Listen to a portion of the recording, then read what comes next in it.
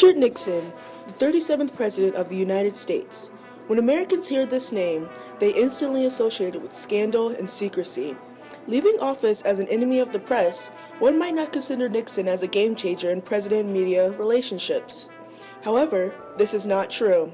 Though it is one of the most overlooked legacies, Richard Nixon has influenced the way modern politicians present themselves. Throughout his political career, Nixon approached the media in multiple ways, as he adapted to the presidential pressures of social approval. Through a course of trial and error, Nixon not only taught future politicians what not to do, but also what is effective in approaching scandalous situations. Although many do not call it by its name or use it intentionally, Nixonian dialogue has become part of politicians' campaign strategies and media relationships.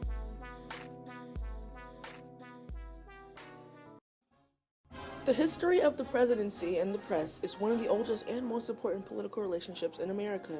Considering sometimes to be the fourth branch of government, the press plays a crucial part in connecting politicians with their constituents.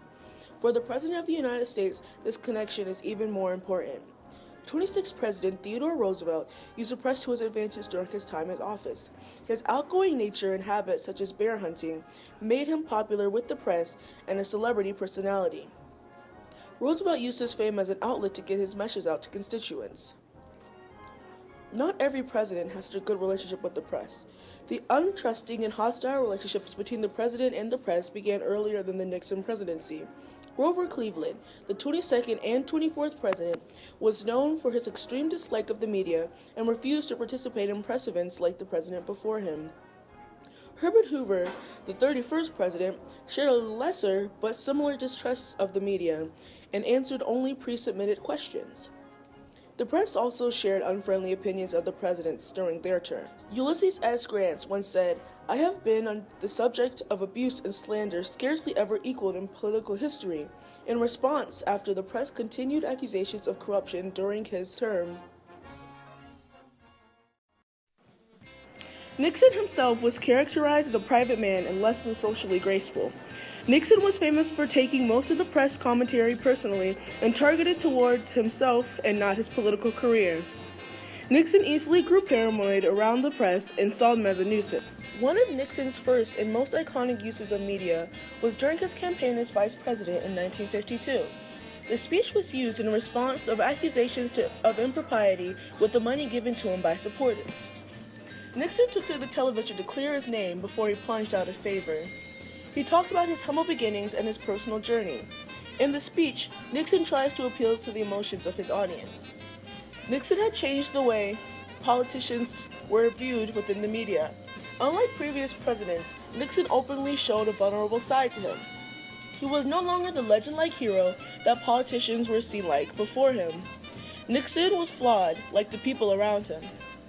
During the 30-minute speech, Nixon introduced his wife and children. Nixon had made himself more than a one-man platform, but a family platform. The checkers speech led to a large amount of support. The nation was now rooting for Nixon, your average man. When the election was won, Nixon saw the power of media. He saw that night what television can do, and he was in awe.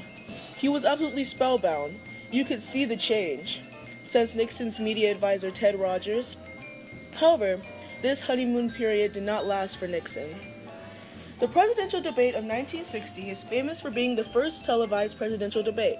For the first time, America's citizens could now see candidates within their own living rooms.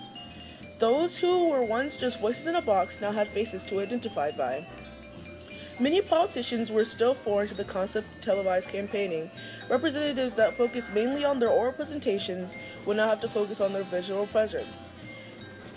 This addition came easy to 43-year-old Robert Kennedy, who had been an actor before his political career, and a disadvantage to his opponent, Richard Nixon. Nixon had experienced the hardships of vice presidency, and it showed on him physically. Nixon had just left the hospital a few days prior and had a sickly appearance. Though he outweighed his opponent in experience, Kennedy had beaten him in charm and appeal, and that ended up being what mattered the most. The loss of the debate and soon the loss of the election fueled the already tense relationship between Nixon and the press.